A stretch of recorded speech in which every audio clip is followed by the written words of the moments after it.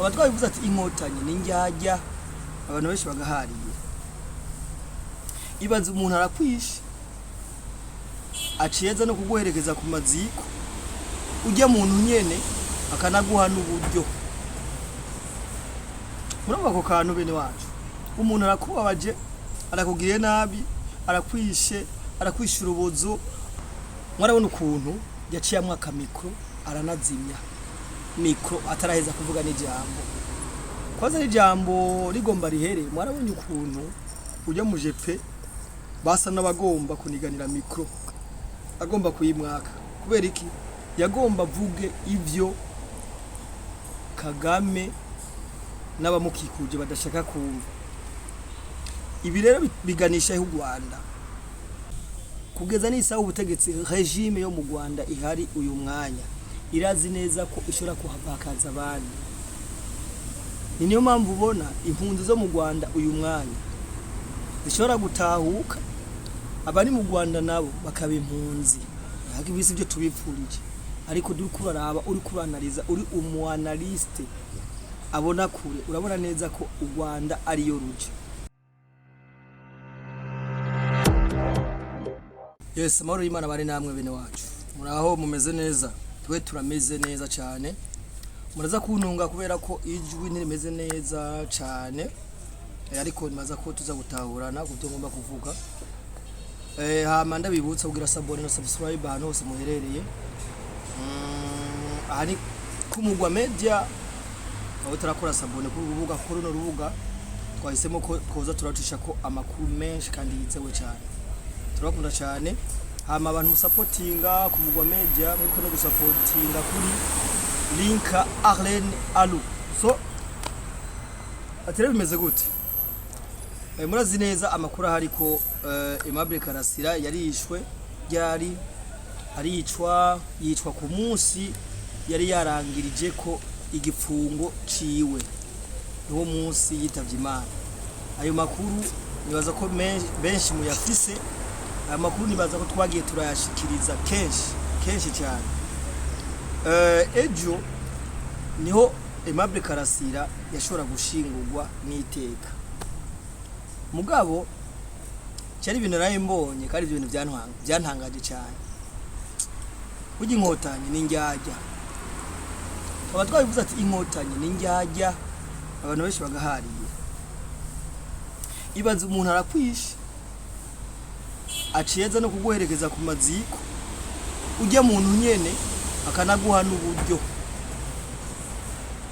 Murumva ko kantu bene wacu, umuntu arakubabaje, arakugiriye nabi, arakwishe, arakwishura ubuzo, aciyaguha n'amafaranga yo kuguhoza. Mwese mwarabibonye. Nje kuvuga kuri video imaze imisi irikirasirikira itradinga mutoyi wa Karasira wa Aimable Karasira ku majambo yavutse. Amajambo sinza kuyagaruka ko cyane kuko ndazi iyo video benshi yarabashikiriye. Inje dusesangure gatonya cyangwa turabiri hamwe ivijya video, niho muca mubona neza ko inkotanyi ari indyarya by'ukuri. Indyarya zimwe za mbere. No kuvuga iki? Mwarumvise ijambo yavutse. Hayavuze nitwe twariciwe, twicirwa n'inkotanyi iki niki. Aravuga amabi yose, aravuga ati naje bino ndabivuze ndazi ko nimwashaka muzonyice. Iryo ni jambo rishobora kuba ririko rirashira ririko rituma petit frère wa Karasira ari karaja mu bibazo bikomeye, kubera ko nta gihe na kimwe umuntu yavuze nabi inkotanyi mu manyanga zikora yamumereye neza. Kubera ko no ngaha hari ibiganiro dushobora gukora bakatubwira ngo abanyarwanda surtout bamwe si bose, bakatubwira ngo nta wahangaye u Rwanda byamumereye neza cyangwa byamuguye neza. Bibisiguye iki? Nta uvuga amanyanga y'inkotanyi kuko inkotanyi nizo zifite ubutegetsi mu mwanya.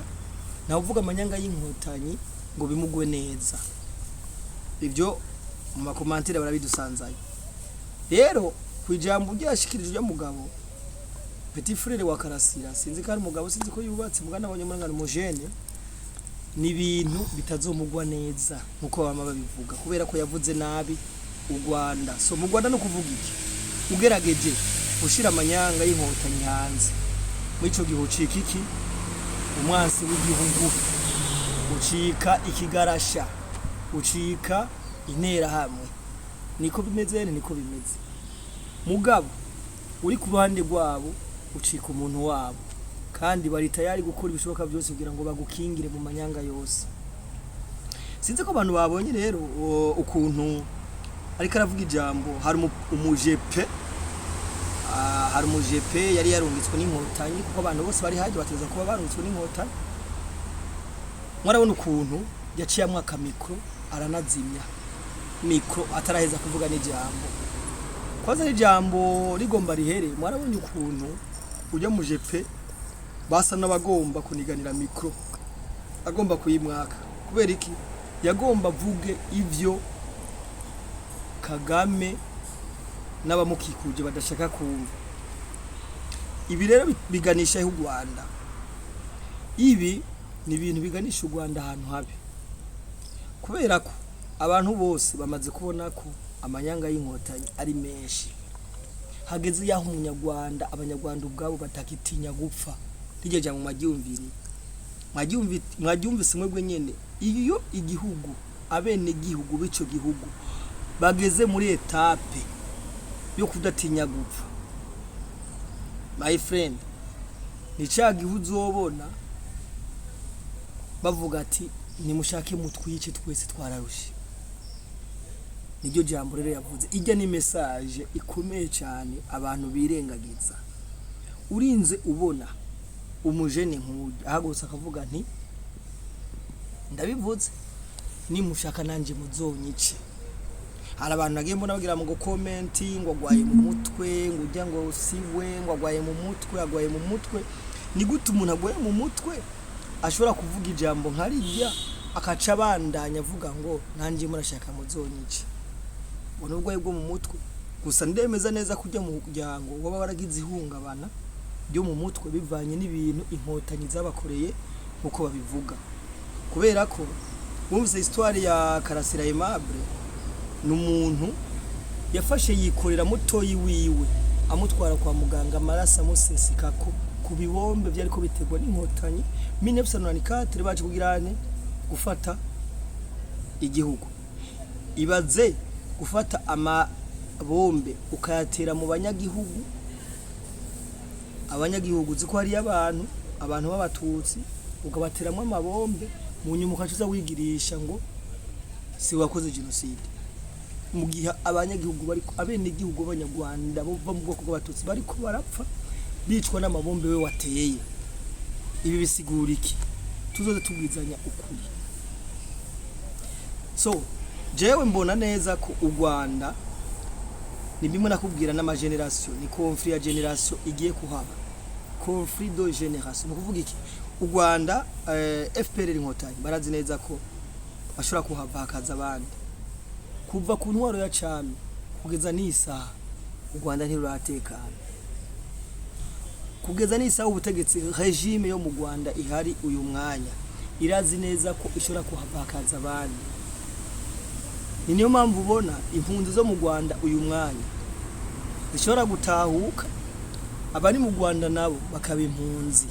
Hakibise ibyo tubipfurije, ariko duri kuraraba uri kuranaliza uri umuanalyste abona kure, urabona neza ko u Rwanda ari yo ruje.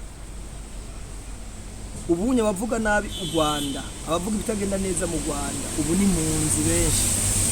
Bisigura ko ubu bari mu Rwanda we ko bavuga neza u Rwanda nabo bashobora kuba impunzi. Ibi ntivyogumukuru kuri bakayibanda kuri bande bagirwa kayibanda kuva kugoma y'icami bande u Rwanda gwamye gutwa urutwanguko bitandukanye n'ivyo twebwe tumaze kugeraho mu Burundi.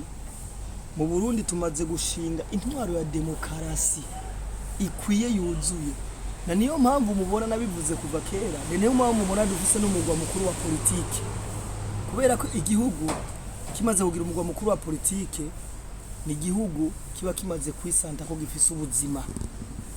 Nuko rero nababwiye rero reka tubane twifuriza ihuko gize Karasira Aimable nubwo mutoyi wiwe n'abantu ubwanuga ko ari mu bibazo nagiye mbona inkotanyi zivuga ngo mwene wangu uyu mwana ngo biraka ko akwiye ngo uburezi biraka ko afise ngo akeneye kugororwa muzomugorora gute konze ugeze umwanya nawe ashobora kuba ari mu bibazo. Aimable Karasira mwaramwimye pasiporo, Aimable Karasira mwaramukuye ku kazi, sivyo? Uyu petit frère wiwe wa Aimable Karasira wagiye kubaho gute? Wagiye kubaho gute? Duhana ivyumviro muri commentaire. Wakeneye uburezi mutahe grand frère wiwe, uburezi mutahe abavyeyi biwe, nibwo mugiye guha uwusigaye cyangwa nawe mugiye kumurangiza. So nuko ndabibona, ariko u Rwanda abanyarwanda biraboneka neza ko bamaze kuruha. So turabakunda cyane, taragira subscribe mu bikore kugira ngo ibintu bibandanye bigenda gute bigenda neza cyane. Ciao ciao.